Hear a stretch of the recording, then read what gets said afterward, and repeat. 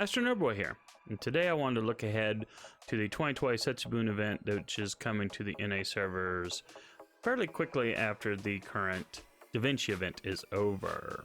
For newer players, you'll need to make sure that you have cleared through Solomon before you can participate in this upcoming Setsubun event. This event will have two 100-floor pagodas to get through. And like all tower events, there will be rewards for clearing a certain number of floors. This time, every 5 levels, you will net some sort of loot out of the event. The event CE, which will come from clearing certain reward floors, is Dress of Demons, which will, before its max limit broken, give you a critical damage of 10%, critical star generation of 10%, and start your NP gauge at 30%. And for the event, it will give a plus 100% attack bonus to whichever servant has it equipped. At max limit broken, this will be 15, 15, and 50. So I think it's a pretty decent CE. If you want to max limit break it, you'll need to get to floor 140 and complete that successfully. So the trick here is we'll be going through a main quest to unlock the pagoda quest. Each pagoda quest will be 1 AP each, and at every 10 floors there will be a boss servant to fight. It is important to note that you will not be allowed to use any of your friends' support servants in this event. So this is what it will look like. You just have 6 empty slots instead of 1 support slot. Now this does not affect if you're playing regular gameplay, obviously. This is just for the event only. In order to change things up, this event will introduce a feature, quote unquote, called the Servant Fatigue feature. And basically what this means is whatever servants you take into battle for a pagoda quest, after the successful completion of said battle quest, the servants you used will become fatigued, and therefore you cannot use those servants. The timer on the fatigue is 4 hours. So this event is going to force you to go deeper into your roster. Now, to overcome this, what you're going to have to do, because you can't use support servants either, is you're going to have to basically run 3 servant teams. And then once using those 3 servants, they're done for the next 4 hours.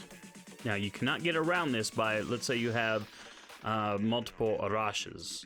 If you use Arash once, even if you had 3 or 4 other NP5 Arashes in your roster for some reason, all of your Arashes would be affected by fatigue. So they're going to force you to use your entire roster, but on a servant by servant basis, or as much of your roster.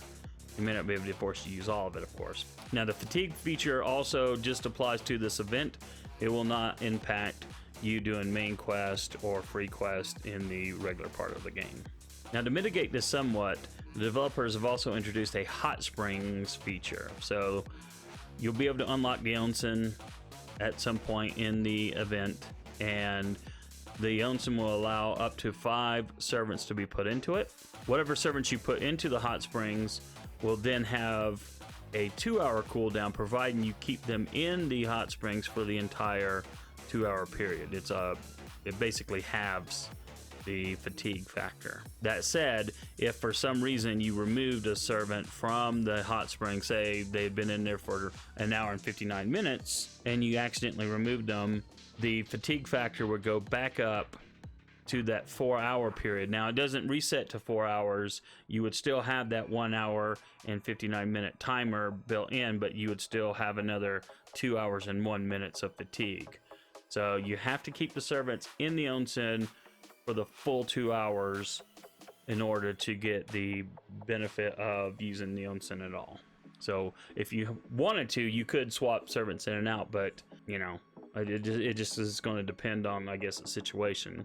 Probably when you put a servant in there, you're going to want to keep them in there for the full 2 hours. And servants who are in the onsen cannot be moved to second archive if you were planning on doing that for some reason. Now, for those concerned about having to only use 3 servants in your lineup, if you look, the early floors are going to be fairly easy.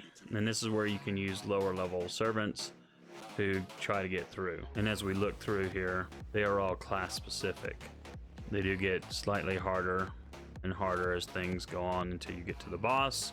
And of course, the bosses are always going to have some sort of break bar servant to battle. As you see here, as we're going through the 40th floor of battles, we're still having the same kind of, they're all the same class, so makes it a little bit easier to go up against them.